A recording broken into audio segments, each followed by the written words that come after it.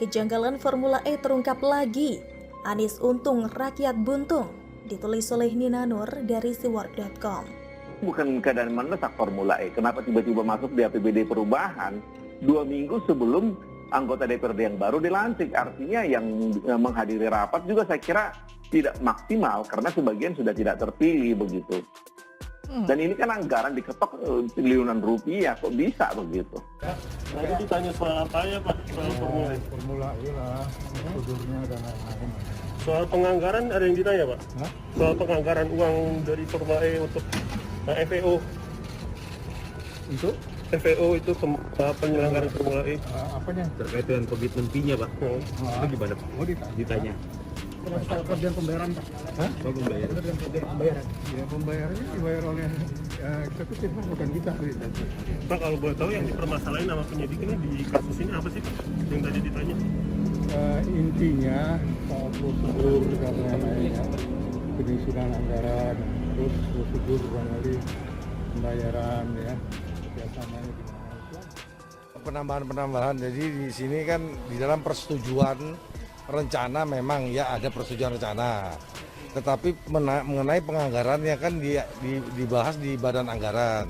Nah, di dalam pembahasan badan anggaran sebelum menjadi perda minjamlah uang dispora itu kepada Bank DKI 180 miliar, itu aja penekanan di situ. Diketahui oleh Dewan tidak Nggak tahu, kita nggak tahu. Semua masalah anggaran mereka yang buat. Saya yang bertanya, kok bisa begitu? Ya bisalah, karena uangnya ini sudah kadung disetor, tapi eventnya ini tidak terlaksana. Makanya Anies Baswedan ini bisa dipidana dan masuk penjara. Nah, itulah resiko yang sangat besar ditanggung oleh Anies Baswedan jika Formula E ini tidak terlaksana. Kejanggalan Formula E terungkap lagi. Anies untung, rakyat buntung. Ditulis oleh Nina Nur dari siword.com. Entah sudah berapa kali saya menulis tentang rencana Pemprov DKI Jakarta menggelar ajang balap Formula E. Sejak 2019 isu ini bergulir, berputar-putar, mentok di sana-sini. Terbongkar berbagai blunder dan kejanggalannya, serta menuai kritik dari berbagai pihak. Contohnya soal lokasi saja ya. Dari di tengah kota yang dikritik akan menimbulkan kemacetan hebat ketika dibangun maupun ketika digelar. Kemudian menjalar ke penebangan pohon-pohon tua di kawasan Monas, yang hingga sekarang pohon-pohon itu raib entah kemana. Lalu ketika penyelenggara mencari lokasi baru selain Monas, mereka malah berusaha menyeret Presiden Jokowi agar nampak terlibat dalam Formula E.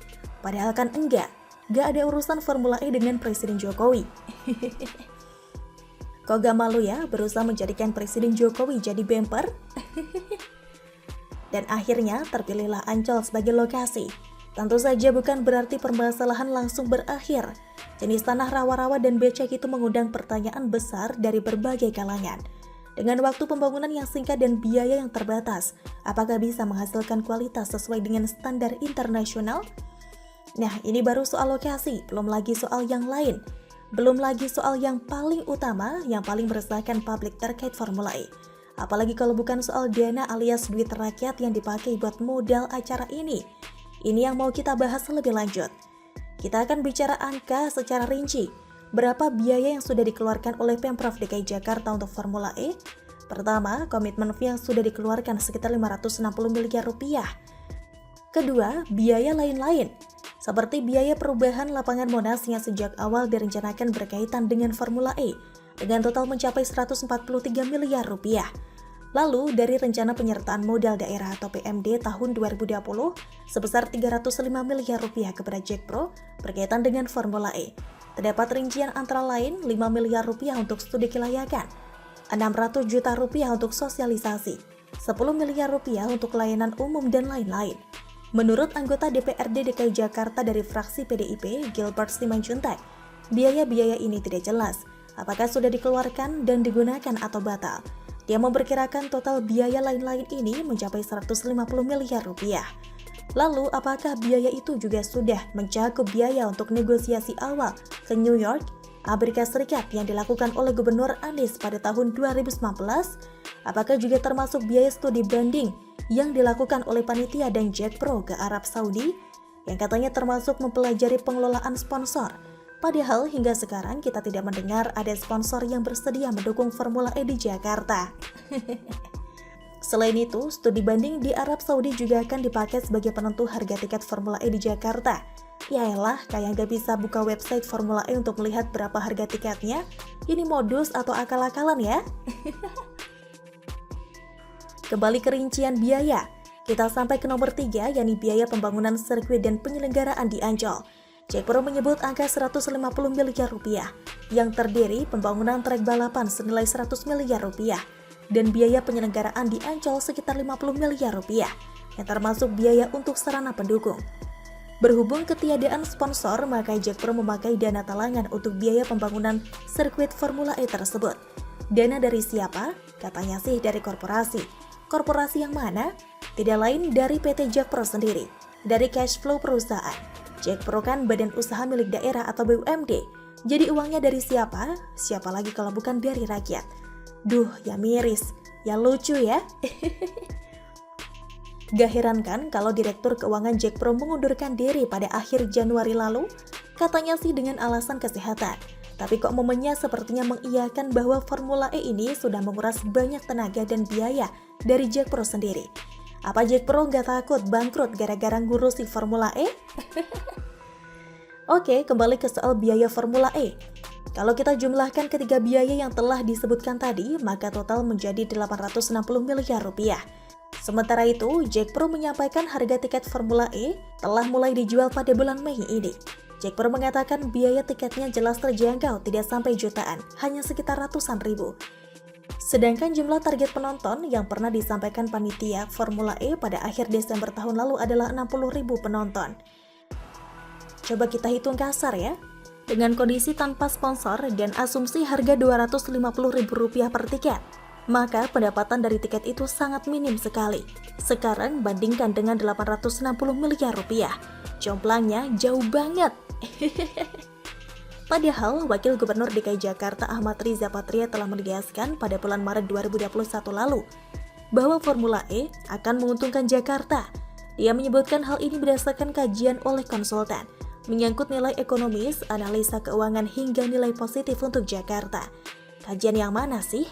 Apakah di dalam studi kelayakan yang telah diaudit BPK dan diminta revisi sejak tahun 2020 lalu?